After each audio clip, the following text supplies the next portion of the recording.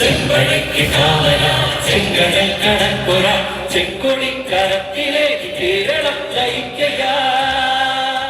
അനുകൂല secretariat employees അസോസിയേഷന്റെ പുതിയ മന്ദിരം സെക്രട്ടേറിയറ്റിനടുത്ത് മുഖ്യമന്ത്രി ഉദ്ഘാടനം ചെയ്യുമ്പോൾ തന്നെ പൊതുസമ്മേളന വേദിയായ സെൻട്രൽ സ്റ്റേഡിയത്തിൽ വാഴ്ത്തുപാട്ട് തുടങ്ങിയിരുന്നു.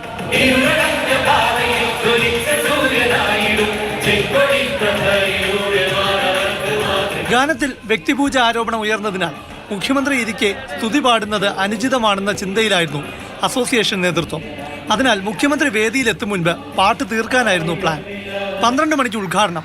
തുടർന്ന് മുഖ്യമന്ത്രി സെക്രട്ടേറിയറ്റിലേക്ക് പോയ ശേഷം 12:30 വേദിയിലെത്തുമെന്ന കണക്കുകൂട്ടലിലായിരുന്നു അസോസിയേഷൻ. അപ്പോഴേക്കും 6 മിനിറ്റ് പാട്ട് കഴിയും. എന്നാൽ ഉദ്ഘാടനം കഴിഞ്ഞ് ഓഫീസിലേക്ക് പോകാതെ 3 മിനിറ്റ് കൊണ്ട് മുഖ്യൻ വേദിയിലെത്തി. തന്നെക്കുറിച്ചുള്ള സ്തുതിഗീതം കേൾക്കാൻ മുഖ്യമന്ത്രി ആഗ്രഹിച്ചെന്ന് വ്യക്തം. കനലാണ് പിണറായി എന്ന പുകഴ്ത്തലിന്റെ അകമ്പടിയിൽ മുഖ്യമന്ത്രി വേദിയിലേക്ക്.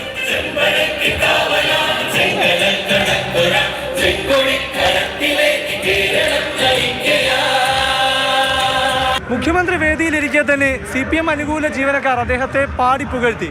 ആ പാട്ട് കേട്ട് അദ്ദേഹം തന്റെ കാലത്തെ നേട്ടങ്ങൾ വീണ്ടും വേദിയിൽ ആവർത്തിച്ചു.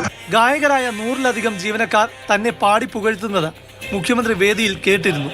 എന്നാൽ പാട്ടിനെക്കുറിച്ചോ വ്യക്തിപൂജയെക്കുറിച്ചോ ഒന്നും പ്രസംഗത്തിൽ മിണ്ടിയില്ല.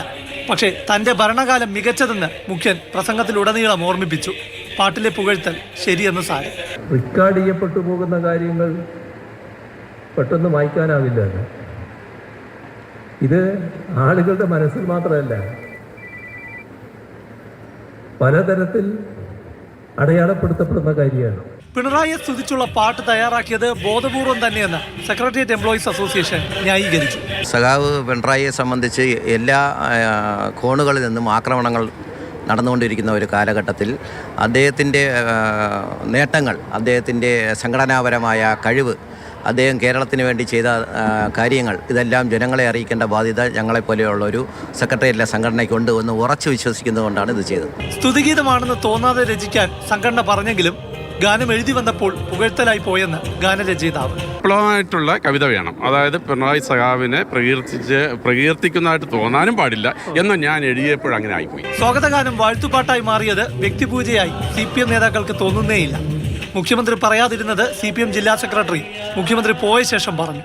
ഇന്ന് കാണുന്ന കേരളത്തെ കെട്ടിപ്പടുക്കാൻ അദ്ദേഹത്തിന്റെ പങ്ക് വളരെ വലുതായിരുന്നു. ആ പങ്കൊന്ന് പറഞ്ഞു പോയാൽ, ആ പേരൊന്ന് ഉച്ചരിച്ചു പോയാൽ കുറെ ആളുകൾക്ക് സഹിക്കുന്നില്ല. കഴിഞ്ഞ 2-3 ദിവസമായി വാർത്തകൾ അതാണ്. ചുരുക്കത്തിൽ കാരണഭൂതന് ശേഷം കനലായി പിണറായി. ഇനിയും വരും വാഴ്ത്തുപാട്ടുകൾ. അതൊന്നും കമ്മ്യൂണിസ്റ്റ് വിരുദ്ധ വ്യക്തിപൂജയാകില്ല. ആരാധകർക്കതെല്ലാം പിണറായിയെക്കുറിച്ചുള്ള നഗ്ന സത്യങ്ങൾ മാത്രം.